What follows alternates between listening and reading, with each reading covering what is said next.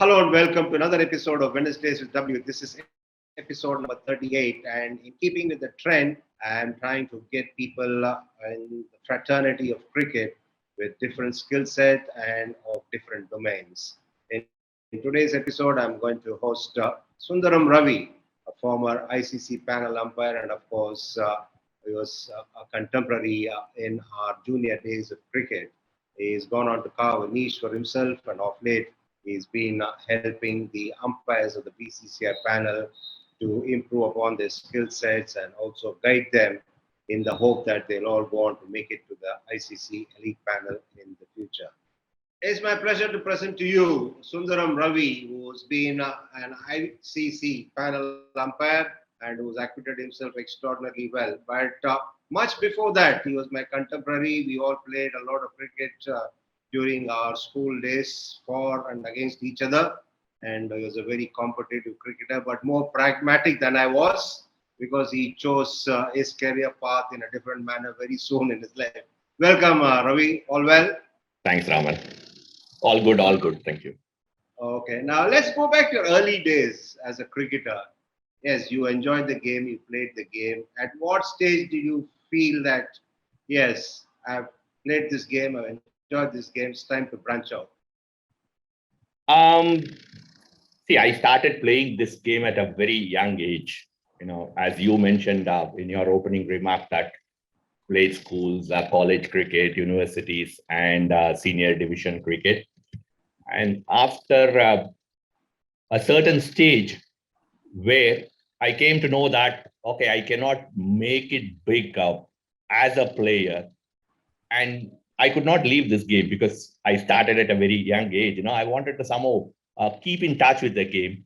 And I thought umpiring was the best option, best available option at that time. And I just started umpiring and I moved up in the ladder by God's grace.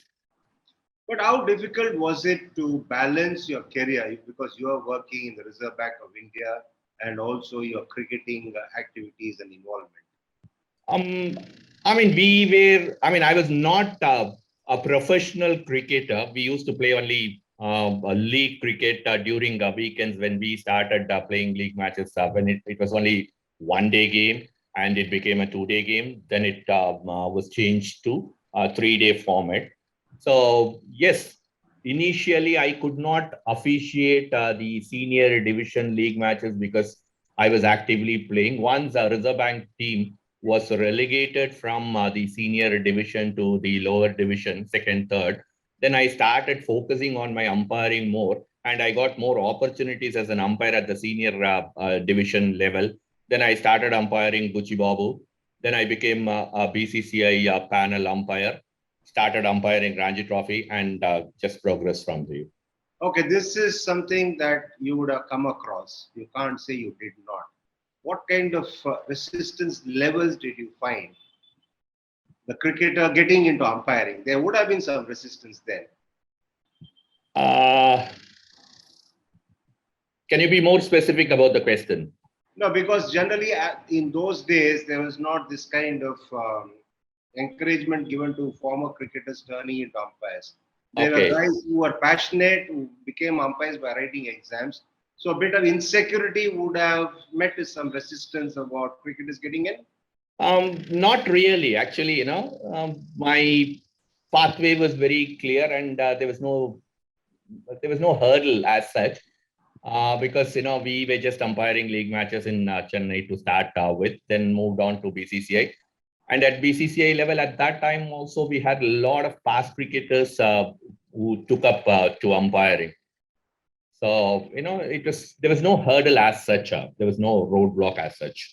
Okay, let me go to the other side of the spectrum now. What kind of an advantage did you have as one who played the game when you got into umpiring? Massive, massive advantage. You will be able to read the game much better than a guy who hasn't played the game, right? I'm not saying that all cricketers will be good umpires and all non-cricketers will not be good umpires. But if you have played the game, it's a massive advantage for you because you will be able to read the game much better than the guys who have not played the game. That will put you in a better position to perform well. get the decisions right. You will know which way the game is moving, and what a certain player is going to do. What is that you can expect from a certain team or teams or players. You know that will keep you in a better position to handle those situations, because that yes, this is the way the game is going. How mentally sapping can a game of umpiring be? Oh, I mean, test matches are grinding. It's not easy to umpire test matches. That is why it is called test cricket. Okay, it's just like how difficult it is to play test matches. It is the same difficulty level when you are umpiring a test match, especially in subcontinent, especially with the wear and tear of the pitches and spinner friendly pitches. It's all the more difficult to umpire test matches, and with the technology, you cannot escape. It's really zapping, and mentally it will be it could be very tiresome. Okay, now you've spoken about subcontinental pitches. Given a choice of umpiring on seaming tracks and turning tracks, what would your preference be? Any day, I would like to umpire in England, Australia, South Africa, and New Zealand, not India, Sri Lanka, Bangladesh. Now, just elaborate for the benefit of the viewers. What makes you say that? I know why you're saying it. Correct. See, if you are umpiring a test match, Ashes in England, you're going to hardly get 3-4 appeals in a day, and the pitches are very true and good carry, good bounce. Yes, there'll be a lot of swing, but in subcontinent pitches, there'll be majority, 95% of the overs are going to be bowled by the spinners, and the odd ball will turn, odd ball will go straight, and it is not practically possible to get every decision right with the available technology, with ball tracking.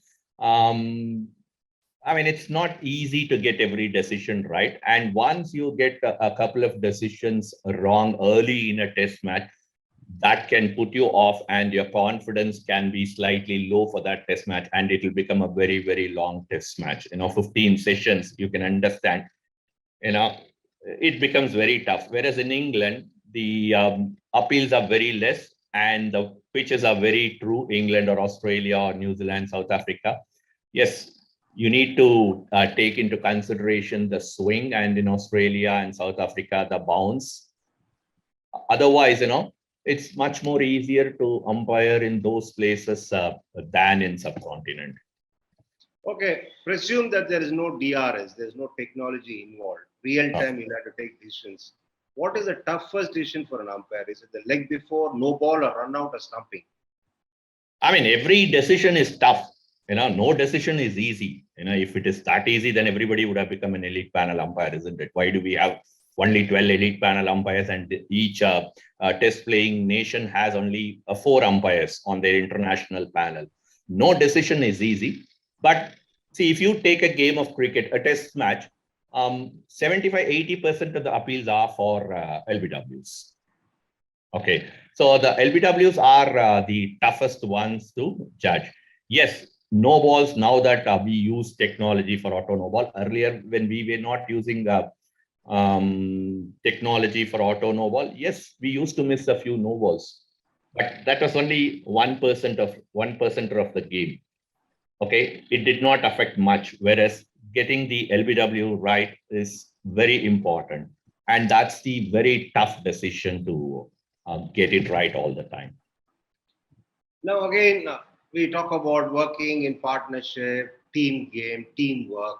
It's teamwork in umpiring as well, isn't it? Even if it's only 2 on the field or one more third umpire, it's teamwork, isn't it? How important it is to be a good team player. Absolutely. You need the support of your colleagues. That's why we call it PCT, playing control team. And now, in IPL games or in any international game, that there are 4 umpires and 1 match referee. They form part of that PCT.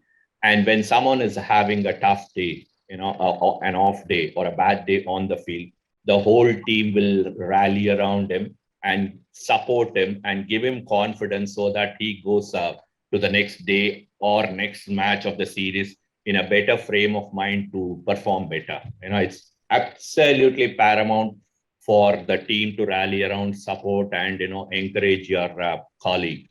Otherwise, it's going to be a tough job. Now, how lonely is an umpire's job? Is it lonely at all? Yes, sometimes, I won't say um, all the time, but sometimes it is very lonely, and you have to deal with your mind. If you get an error and you have to reverse it in front of thousands and thousands of spectators and millions of TV viewers, you feel bad. It hurts your pride. It hurts your ego, isn't it? Why did I give out? Why did I not? There will be a constant fight inside your head when you give out, and it turns out to be a not out.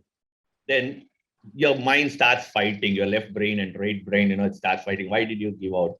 No, you could have gone with your gut feel. All sorts of thoughts will come, and we will keep thinking about the error which we made instead of focusing on the next ball.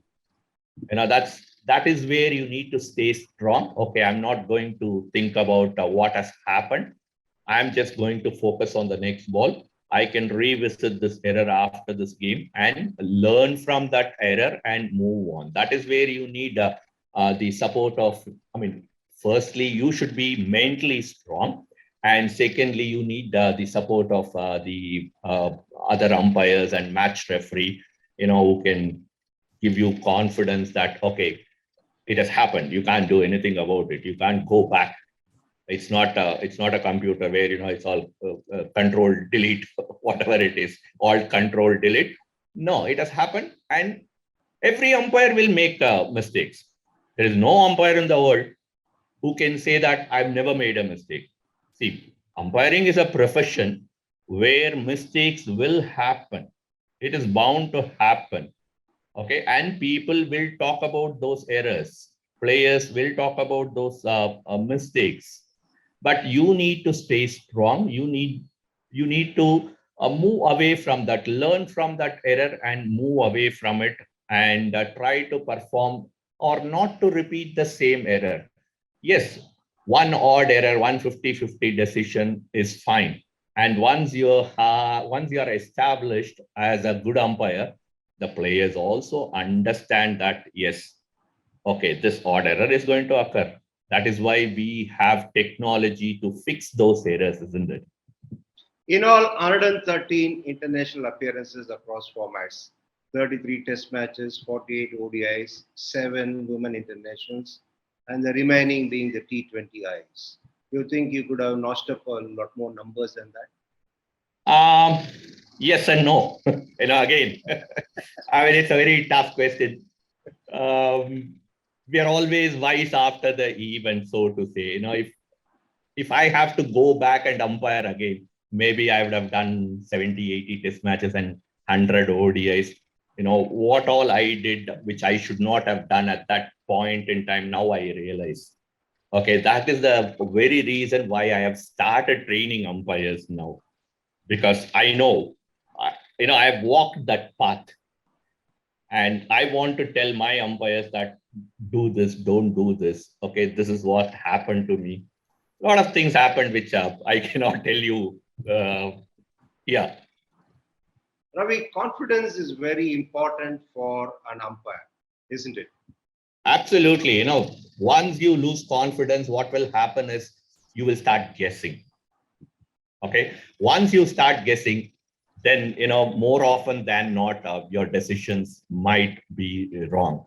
So you need to have a lot of confidence, and that is the reason why we keep saying that don't worry about the errors which you have made, because you cannot go back and rectify it. You cannot go back and correct it.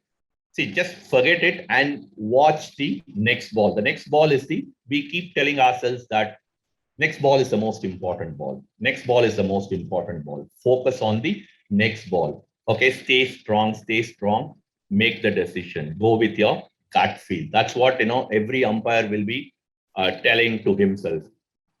You need to be firm, because it's no point being friendly all the time. At times you need to be firm. Like there was one incident I remember very well in IPL, wasn't it? 2009, was it? Brendan McCullum and you had a bit of a discussion, and then you stood your ground, and that made people notice you for your confidence in the laws that you know, and also in being firm. Absolutely. When you are conducting a game of cricket, especially at that level, be it IPL or international or a T20I or ODI or a test match ashes, you have to be strong, and you need to. I'm not saying that you should be too officious or like a policeman.